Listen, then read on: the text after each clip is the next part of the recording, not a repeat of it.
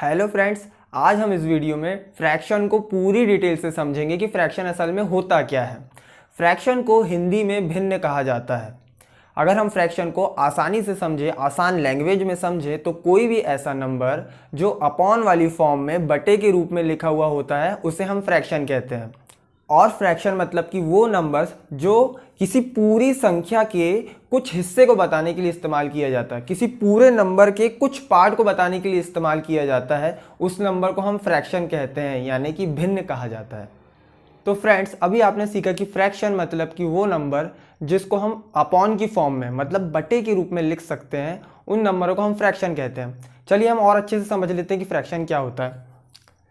यहाँ पर मैंने एक एग्जाम्पल लिख दिया है 3/5। ये 3/5 जो है, इसमें 3 जो है वो ऊपर है और 5 नीचे है। जो ऊपर नंबर आता है, जो भी नंबर ऊपर आता है उसको हम बोलते हैं न्यूमरेटर। ऊपर वाले नंबर को बोलते हैं हम न्यूमरेटर। जो भी ऊपर आया उसको न्यूमरेटर, हिंदी में कहा जाए तो उसको कहते हैं हम अंश। और नीचे वाले नंबर को हम बोलते हैं डिनोमिनेटर। हिंदी में कहा जाए तो हर। न्यूमरेटर अपॉन डिनोमिनेटर, अंश बटे हर। इस बीच वाली लाइन को, जिसको अपॉन कहा जाता है, बटे कहा जाता है, इसको हम इंग्लिश में कहते हैं फ्रैक्शन बार, हिंदी में कहें तो भिन्न बार। तो ये होता है फ्रैक्शन। फ्रैक्शन में सारी चीज़ें क्लियर हो गई हैं कि ऊपर वाले को न्यूमरेटर, नीचे वाले को डिनोमिनेटर, अंश, हर, भिन्न बार, फ्रैक्शन बार, यही सब कुछ होता है फ्रैक्शन में। तो चलिए अब हम आगे बढ़ते हैं। अब हम इसको डेली लाइफ के एग्जाम्पल से समझेंगे कि फ्रैक्शन होता क्या है। मान लीजिए आपके पास में एक सर्कल शेप का पिज्ज़ा है। आप उस सर्कल शेप के पिज्ज़ा को बीच से आधा आधा कर देंगे। बीच से आधा आधा करने के बाद उसके दो पार्ट बन जाएंगे। इस दो पार्ट में से एक पार्ट को आपने खा लिया, बचेगा एक पार्ट। अब हम ये देखेंगे कि हमारा पूरा पिज्ज़ा कितने पार्ट में कंप्लीट हो रहा है। एक और एक, दो पार्ट में कंप्लीट हो रहा है। जितने पार्ट में कंप्लीट हो रहा है उसको रखेंगे नीचे, और जितना आपने खा लिया है यानी कि एक पार्ट, उसको रखेंगे ऊपर। तो हमारा फ्रैक्शन बनेगा 1/2। क्या बनेगा हमारा भिन्न? 1/2। अब हम एक और एग्जांपल से समझते हैं। मान लीजिए कि आपने उस पिज्ज़ा के 2 की जगह 4 इक्वल पार्ट कर दिए। उस 4 इक्वल पार्ट में से एक पार्ट को आपने खा लिया, बचेंगे 3 पार्ट। अगर हम ये पूछे कि उसकी फ्रैक्शन क्या बनेगी, आपके जितना हिस्सा आपने खा लिया है उसकी फ्रैक्शन क्या बनेगी, तो एक ही हिस्सा खाया है तो एक को रखेंगे ऊपर। और टोटल कंप्लीट कितने पार्ट हो रहे हैं, टोटल कंप्लीट पिज्ज़ा जो है वो कितने पार्ट में हो रहा है, 1 2 3 4, 4 पार्ट में हो रहा है, तो 4 को लिखेंगे नीचे। इसका मतलब ये होता है जितने पार्ट में कंप्लीट हो रहा है उसको नीचे, जितना हिस्सा आपने खाया है उसका ऊपर, उसको लिखेंगे ऊपर। तो फ्रैक्शन बनेगा 1/4। क्या भिन्न बनेगा? 1/4। ये खा लेने की फ्रैक्शन है, खा लेने की फ्रैक्शन, यानी कि आपने जितना हिस्सा खा लिया है। अगर आपसे ये पूछा जाए कि आपने कितना हिस्सा नहीं खाया है, कितना हिस्सा नहीं खाया है, इसकी फ्रैक्शन क्या है, तो आपने 3 हिस्से नहीं खाए हैं। 3 हिस्से नहीं खाए हैं तो 3 को लिखेंगे ऊपर। और टोटल कंप्लीट कितने में हो रहा है, फिर से कि हम देखेंगे तो टोटल कंप्लीट हो रहा है 4 पार्ट में, तो 4 को लिखेंगे नीचे। तो आपके नहीं खाने की फ्रैक्शन बन जाएगी 3/4 और खा लेने की फ्रैक्शन 1/4। तो ये होता है फ्रैक्शन का टोटल मैटर। तो फ्रेंड्स, हम एक और एग्जाम्पल से समझते हैं कि फ्रैक्शन किस तरीके से बनते हैं। यहाँ पर मैंने एक बॉक्स, रेक्टेंगल शेप का बॉक्स बना दिया हूँ। इस रेक्टेंगल शेप के बॉक्स को 8 इक्वल पार्ट में डिवाइड कर दिया हूँ। 8 बराबर भाग हो गए हैं उसके। इस 8 बराबर भागों में से मैंने 3 भागों को शेडेड कर दिया हूँ। 3 भाग हमारे भरे हुए कलर से, बाकी के 5 भाग जो है वो खाली हैं।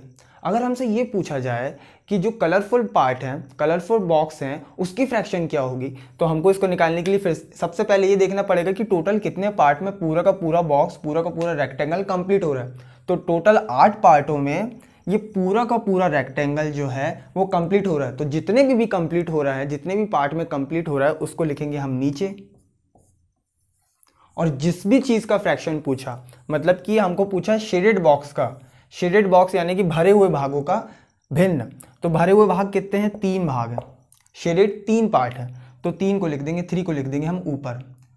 तो फ्रैक्शन ऑफ शेडेड बॉक्स यानी कि शेडेड बॉक्स का फ्रैक्शन हमारा आएगा 3/8। अगर हमसे ये पूछा जाए कि अनशेडेड बॉक्स जो है उसकी फ्रैक्शन क्या होगी, तो अनशेडेड बॉक्स कितने हैं? खाली वाले बॉक्स हैं 1 2 3 4 5। 5 पार्ट जो है हमारे वो खाली हैं।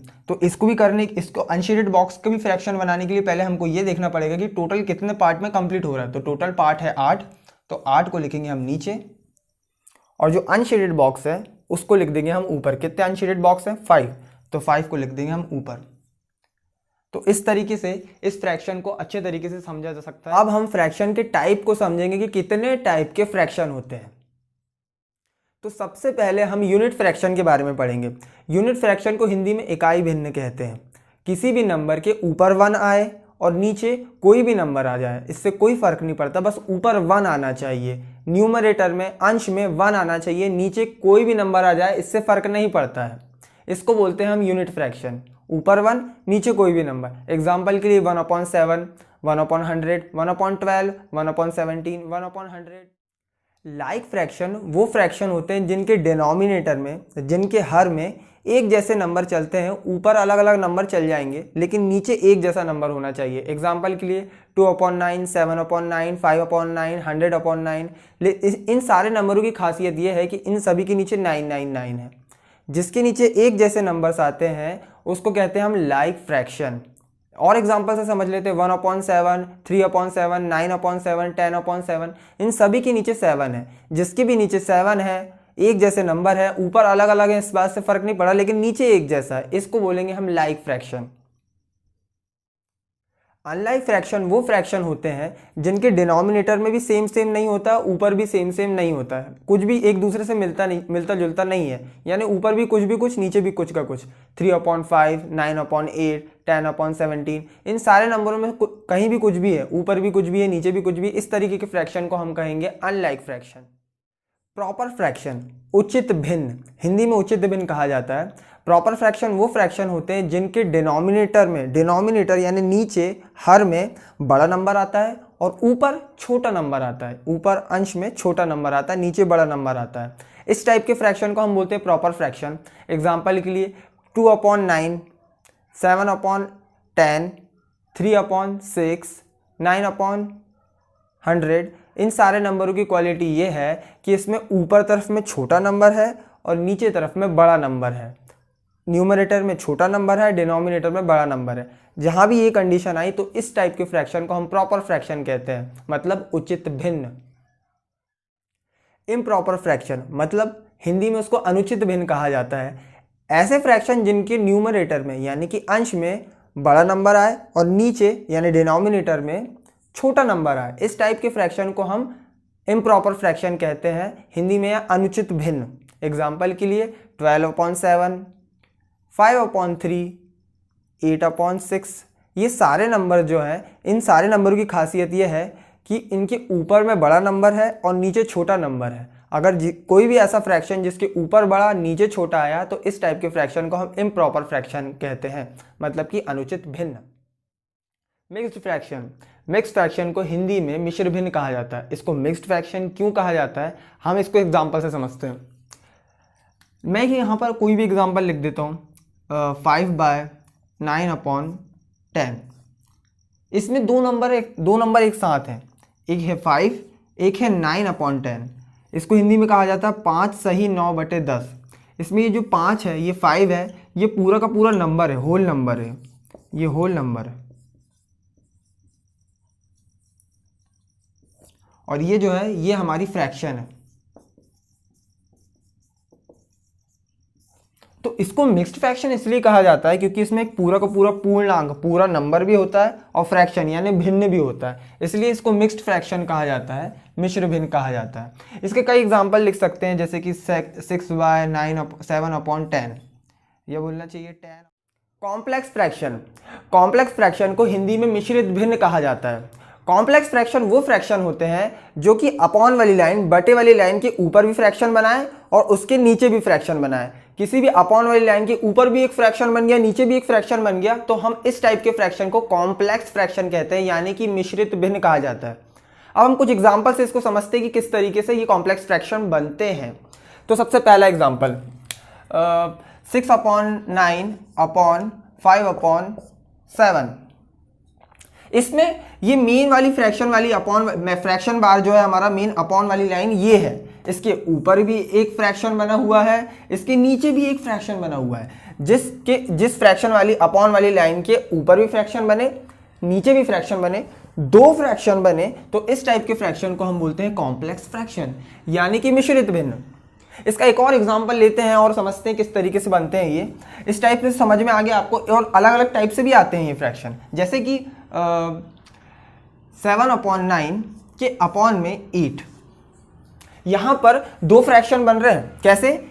एक 7/9 है, एक 8 है, लेकिन 8 के नीचे कुछ नहीं है। जिसके नीचे कुछ नहीं होता है उसके नीचे हम 1 लिख देते हैं। हमेशा याद रखना, जिसके नीचे कोई नंबर नहीं होता उसके नीचे 1 होता है। तो यहाँ पर ये भी एक फ्रैक्शन बन गया।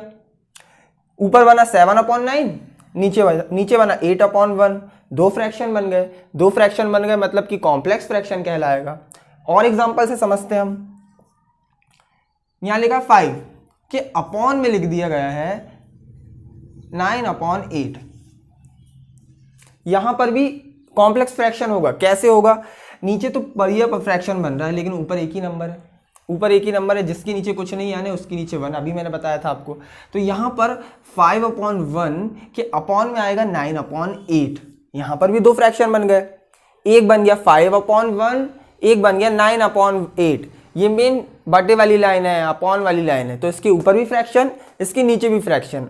तो ये सारे एग्जाम्पल जो है वो कॉम्प्लेक्स फ्रैक्शन के हैं, यानी कि जिसके ऊपर भी फ्रैक्शन बन रही है, जिसके नीचे भी फ्रैक्शन बन रही है। इस टाइप के फ्रैक्शन को कॉम्प्लेक्स फ्रैक्शन यानी कि मिश्रित भिन्न कहा जाता है। तो हम आगे बढ़े अब। Reciprocal fraction.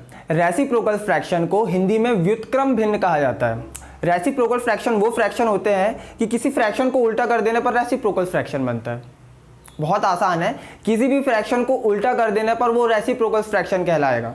एग्जाम्पल के लिए कुछ एग्जाम्पल से समझाता हूँ कि किस तरीके से रेसिप्रोकल फ्रैक्शन बनता है। यहाँ पर लिख दिया मैंने 6/7। ये एक फ्रैक्शन है। इस फ्रैक्शन को अगर मैं नीचे वाले इस डिनोमिनेटर को ऊपर कर दूं और इस न्यूमरेटर को नीचे कर दूं, यानी कि हर वाली चीज़ को अंश में और अंश वाली चीज़ को हर में, तो यह बन जाएगा 7/6। ये 7/6 जो है वो रेसिप्रोकल फ्रैक्शन है। रेसिप्रोकल फ्रैक्शन का मतलब कि व्युत्क्रम भिन्न, सिर्फ उल्टा कर देना हमको फ्रैक्शन को, तो इस टाइप के फ्रैक्शन को हम रेसिप्रोकल फ्रैक्शन कहते हैं। एग्जांपल के लिए यहाँ पर लिख दिया मैंने 9/8, तो उसका बन जाएगा 8/9। ऐसे बहुत सारे एग्जांपल लिख सकते हैं हम। सारे वो फ्रैक्शन जिसको उल्टा कर देने पर उल्टा कर देते हैं, उस टाइप के फ्रैक्शन को हम रेसिप्रोकल फ्रैक्शन कहते हैं। कॉन्टिन्यूड फ्रैक्शन मतलब कि वितत भिन्न। कॉन्टिन्यूड फ्रैक्शन वो फ्रैक्शन होते हैं जो एक के बाद एक कंटिन्यू नीचे नीचे चलते रहते हैं, यानी कंटिन्यू नीचे नीचे एक के नीचे एक आते जा रहे हैं, आते जा रहे हैं, आते जा रहे हैं। इस टाइप के फ्रैक्शन को हम कंटिन्यू फ्रैक्शन कहते हैं, यानी कि वितत भिन्न। अब एग्जांपल से समझते हैं कि किस तरीके से कंटिन्यूड फ्रैक्शन बनते हैं। जैसे कि 1 + 3/7, यहाँ पर 1 + 3/7 हो चुका है, फिर प्लस कर देंगे यहाँ पर 6/9, यानी कि यहाँ पर ये हो गया 1 + 3/7, फिर प्लस 6/9, फिर इसमें भी एक और अगर प्लस लगा दिया जाए, इसमें भी एक प्लस लगा दिया जाए, प्लस 3/8। तो यहाँ पर हम ये देखते हैं कि एक के नीचे एक ये कंटिन्यू चलते जा रहा है, यानी कि 1 + 3/7 प्लस 6/9 प्लस 9/8 प्लस 3/5, यानी कि ये जो कंटिन्यू चल रहा है ये कंटिन्यू फ्रैक्शन है। ये कंटिन्यू लगातार चलते हुए आ रहा है, इस वजह से इसको हम कंटिन्यू फ्रैक्शन कहेंगे। 1 + 3/7 प्लस 6/9 प्लस 3/8 प्लस 3/5, इस टाइप के फ्रैक्शन को हम कंटिन्यूड फ्रैक्शन यानी कि वितत भिन्न कहेंगे। Equivalent fraction. इक्विवेलेंट फ्रैक्शन को हम हिंदी में समतुल्य भिन्न कहते हैं। इक्विवेलेंट फ्रैक्शन मतलब कि दो इक्वल 2 या 3 या 4 या 5 जितने भी फ्रैक्शन दिए हैं वो सभी में एक तुलना का, सभी का कंपेयर करने पर, सभी की आपस में कंपेयर करने पर, तुलना करने पर वो सभी के सभी इक्वल होते हैं, एक जैसे होते हैं। ये कैसे हो सकता है? एग्जाम्पल से समझते हैं हम। जैसे कि मैं एग्जाम्पल लिखता हूँ यहाँ पर 2/3, तो एक और है 4/6, यहाँ पर है 6/9, ये हो गया हमारा 8/12, ये हो गया हमारा 10/15। ये सारे के सारे जो मैंने फ्रैक्शन लिखा हूँ, ये जो 5 फ्रैक्शन लिखा हूँ मैंने, ये पांचों के पांचों फ्रैक्शन जो है वो इक्विवेलेंट फ्रैक्शन के एग्जाम्पल हैं। कैसे हैं समझते हैं हम। सबसे पहला है हमारा 2/3, ये 2/3 है। मैं ये बोल रहा हूँ कि 2/3 भी इसके ही इक्वल में है, 2/3 इसके भी इक्वल में है, 2/3 इसके भी इक्वल में है, 2/3 इसके भी इक्वल में है, यानी कि सब बराबर है। ये कैसे बराबर है? इस 2/3 का अगर मैं ऊपर भी 2 से मल्टीप्लाई कर दूं और नीचे भी 2 से मल्टीप्लाई कर दूं तो हो जाएगा यहाँ पर 2 2 ज़ा 4 और ये जाएगा 3 2 ज़ा 6। ये 4/6 जो है वो ये आ गया, मतलब कि ये इसी के इक्वल में है। अब यहाँ पर 6/9 है, ये कैसे आया? इसी 2/3 को अगर मैं ऊपर भी 3 का मल्टीप्लाई कर दूं नीचे भी 3 का मल्टीप्लाई कर दूं तो 2 3 हो जाएगा हमारा 6 और 3 3 हो जाएगा हमारा 9। तो ये 6/9 भी 2/3 के इक्वल में कहलाएगा। तो ये भी हमारा इक्विवेलेंट फ्रैक्शन का एग्जांपल है। अब मैंने लिख दिया एक और क्वेश्चन, एक और एग्जांपल, जैसे 2/3 को ही लेंगे हम यहाँ पर। इस 2/3 में अगर हमने 3 3 का मल्टीप्लाई करें तो हम मल्टीप्लाई कर देंगे 4 4 का। 4 4 का मल्टीप्लाई कर देने पर 4 2 हो जाएगा हमारा 8, 4 3 हो जाएगा हमारा 12। मतलब ऊपर भी 4 का मल्टीप्लाई और नीचे भी 4 का मल्टीप्लाई करने पर हमारा आएगा 4 2 ज़ा 8 और 4 3 ज़ा 12। तो ये 4/12 भी जो है वो 2/3 का इक्विवेलेंट फ्रैक्शन का ही एग्जांपल है। मतलब कि ये 2/3 इसके भी इक्वल में है, 2/3 इसके भी इक्वल में है, 2/3 इसके भी इक्वल में है और 2/3 इसके भी इक्वल में है। मतलब कि इन सारे नंबरों को अगर हम काटा जाए, क्रॉस करेंगे, कट करना वैसे आपको आता होगा, लेकिन अगर इसको कट करेंगे तो सभी का आंसर जो है वो 2/3 आएगा। जैसे कि ये 10/15 है, ये दोनों 5 से डिवाइड हो सकते हैं, 5 से कट सकते हैं, तो ये 5 2 ज़ा 10 हो जाएगा, 5 3 ज़ा 15 हो जाएगा, ये 2/3 आएगा। इसका भी 2/3 आएगा, इसका भी 2/3 आएगा, इसका भी 2/3 होगा, सभी का 2/3 आएगा। इस तरीके से ये सारे के सारे जो हैं वो इक्विवेलेंट फ्रैक्शन कहलाएंगे, समतुल्य भिन्न, एक दूसरे से तुलना करने पर, कंपेयर करने पर एक समान प्राप्त होंगे हमको। तो इस टाइप के फ्रैक्शन को हम इक्विवेलेंट फ्रैक्शन कहते हैं।